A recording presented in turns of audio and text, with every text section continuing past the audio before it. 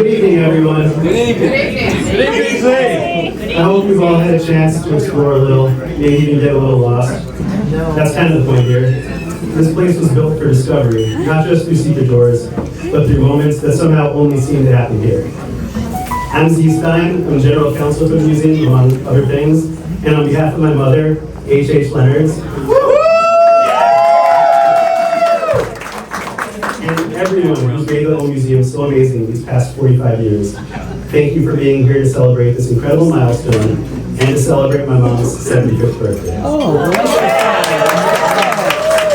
absolutely. I literally grew up in this house. And if there's one thing I've learned, it's that the old museum isn't just about what's on the walls, it's about the stories that live between them. That's an ode to a children's book my mother wrote when I was little that I hope she one day publishes. When I was 11, before the Nationals came to DC, I was a huge Orioles fan. I met Cal Ripken Jr. right over there by the bar. I don't get flustered, but on that evening I froze. It's to this day the only time I was ever starstruck. When I was 13, Outkast released a song called Rosa Parks. I liked the song, and one day at dinner with Mrs. Rosa Parks, I asked her if she'd ever heard it. She said no, and asked me to get her a cassette tape. So I got her a tape the next week, and I didn't hear about it, for about a year. A year later, I read in the New York Times that she was suing Outkast. I thought I'd pause it. Imagine being 13 and thinking you started a federal case between a great woman you admire and a band you were a fan of. When I was 8 years old, President Bill Clinton came to visit this place. I drew a picture of airplanes because that's what every 8-year-old artist thinks the president needs. And he actually signed it. It's still somewhere in the museum, but I'm definitely not telling anyone where because I was a terrible artist. On the back of that drawing, I wrote what I thought was a very important question. See, in my 8-year-old brain, I knew the Secret Service followed the president everywhere. I also knew Bill Clinton was the president, but what I didn't know was exactly what everywhere meant. So my question was simple.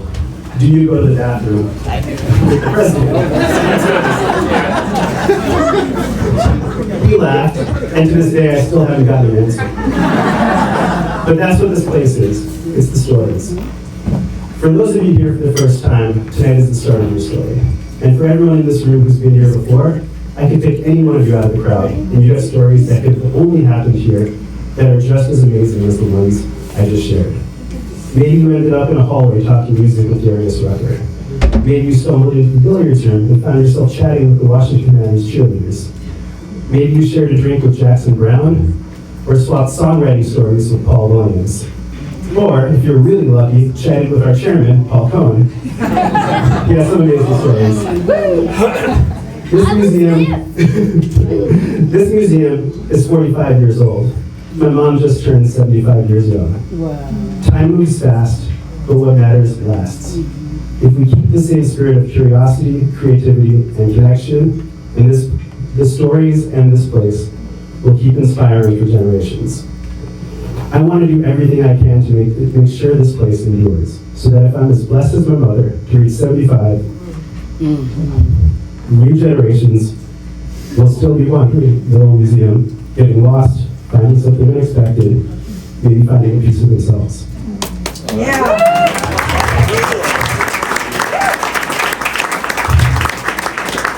Because what happens between these walls, the laughter, the kindness, the connections, that's what keeps this place alive. This place would not exist without my mother's vision, without your heart, your creativity, your way of seeing the world. But I also want to stress this. It also would not exist without all of you. Your generosity, your kindness, and your stories. Together, you've all made this place possible. So tonight, let's raise a glass to 3 things, and I want to finish all 3 things so you don't get drunk. First, to my mother on her 75th birthday, and to her amazing husband, Ted, who's been instrumental in building, sustaining, and growing the museum every step of the way right along with her. Second, to this museum and its 45 years of unforgettable stories. And third, to all of you who will carry these stories forward and help keep the museum thriving for generations to come. And now I'd like to introduce Shoo Shoo to sing Happy Birthday. Oh no! Here, here! You're all going to sing it with me, right? It's the key of C.